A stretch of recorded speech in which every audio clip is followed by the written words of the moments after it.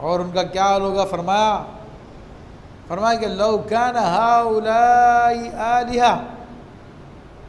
اگر یہ خدا ہوتے جن کو تم پوج رہے ہو، جن کی تم عبادت کر رہے ہو، اگر یہ خدا ہوتے ما وردوہا، تو وہ جہنم میں نہ جاتے۔ تو عزیزان محترم، یہ بتوں کی عبادت کرنے والے جہنم میں جائیں گے۔ مگر یہاں پہ ایک اور بات یہ بتا دو جو قرآن کے مفہوم کے اندر موجود ہے، استبرأ الذین اتبعوا من الذین اتبعوا، کہ اس وقت جب جن کی پیروی کی گئی تھی وہ برات کر رہے ہوں گے اپنی پیروی کرنے والوں سے، تو آج دنیا کے لیڈروں کے پیچھے جو چل رہے ہیں اور اللہ رسول کے احکام کو انہیں پس پشت ڈال دیا ہے، یا دینی حلیے کے اندر لوگ موجود ہیں اور وہ اللہ رسول کی بات کے بجائے اپنی بات منواتے ہیں اپنے لوگوں سے، تو ان سب کا یہی حال ہوگا کہ اس وقت لوگ اپنے لیڈروں کے بارے میں کہیں گے کہ انہوں نے ہمیں گمراہ کیا ہے، یہ ہمارے جہنم میں جانے کا باعث بنے ہیں، تو وہ برات کر رہے ہوں گے نہیں نہیں نہیں، تم خود اپنی مرضی سے تم نے یہ کام کیا تھا۔ یہ کیس بھی ہوگا، یہ صورتحال بھی ہوگی۔ یہ صرف بتوں کی عبادت والی بات نہیں ہے، جو انسان زندہ انسانوں کی عبادت کر رہے ہیں ان کا بھی یہی معاملہ ہے۔ اور عبادت کا مفہوم میں نے پہلے بھی بتایا اور اب بھی ذکر کر دوں میں کہ عبادت کا مفہوم یہی نہیں ہوتا کہ کسی کے سامنے صرف سجدہ کر لیا جائے یا کسی کو خدا بول دیا جائے۔ عبادت کا مفہوم یہ بھی ہوتا ہے کہ کسی کی جائز ناجائز صحیح غلط ہر بات کو آنکھ بند کر کے تسلیم کر لیا جائے، یہ بھی عبادت کا ایک مفہوم ہے۔ اور اس پہ مسلم شریف کی حدیث ہے کہ حضرت عدی بن حاتم رضی اللہ تعالیٰ عنہ، جو حاتم طائی کے بیٹے تھے اور وہ مسلمان ہو گئے تھے، تو انہوں نے عرض کی کہ یا رسول اللہ صلی اللہ علیہ وسلم، اللہ تعالیٰ نے قرآن مجید میں ارشاد فرمایا کہ تم نے اپنے پادریوں کو اپنا رب بنا لیا ہے، تو ہم تو ان کی عبادت نہیں کرتے تھے،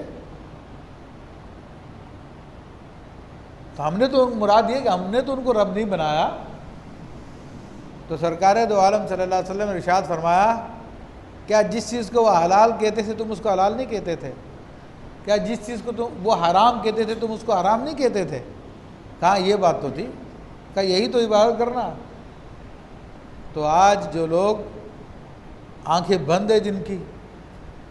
اور وہ سب کچھ کرنے کے لیے تیار ہے اپنے رہنماؤں کے لیے، قرآن کیا کہتا ہے، حدیث کیا کہتی ہے، بزرگان دین کیا کہہ رہے ہیں، اس کی کوئی پرواہ نہیں ہے،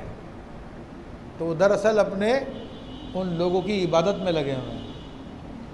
جن کے سامنے نہ قرآن کی اہمیت ہے نہ حدیث کی اہمیت ہے۔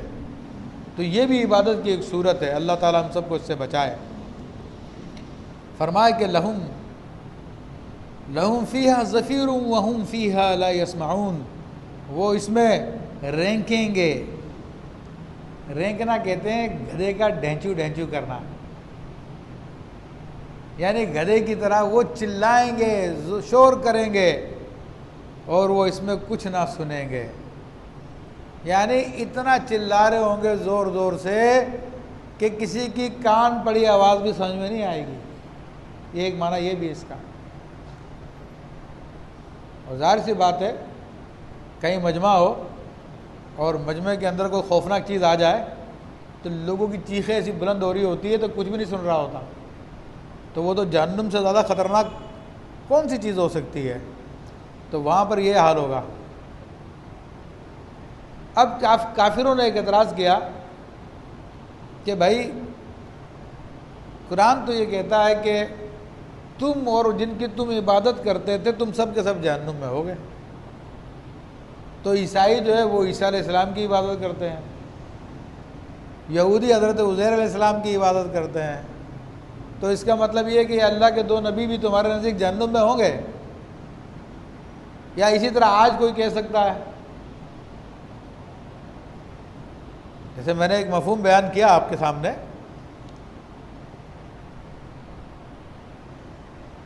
کہ ہم تو فلاں ولی کو ایسا سمجھتے ہیں، فلاں ولی کو ایسا سمجھتے تھے،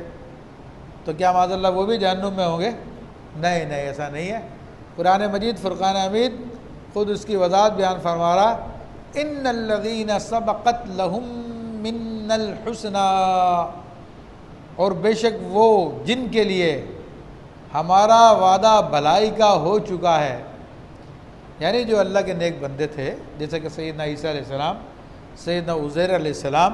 اور اسی طرح بعد میں جو اللہ کے نیک بندے ہیں لیکن لوگ ان کی عبادت میں لگے ہوئے ہیں، جس طرح کے بعض بزرگوں کے مزاروں پر کفار آتے ہیں اور وہ آ کے ان کی عبادت کرتے ہیں، مگر ان بزرگوں نے تو اس کا حکم نہیں دیا نا، یہ تو لوگ اپنی مرضی سے کر رہے ہیں نا۔ تو اللہ فرما رہا کہ ان کے لیے تو ہمارا وعدہ ہو چکا ہے بھلائی کا، اولئک عنہا مبعدون، تو وہ جہنم سے دور رکھے جائیں گے۔ ہاں جو اس پہ راضی تھا،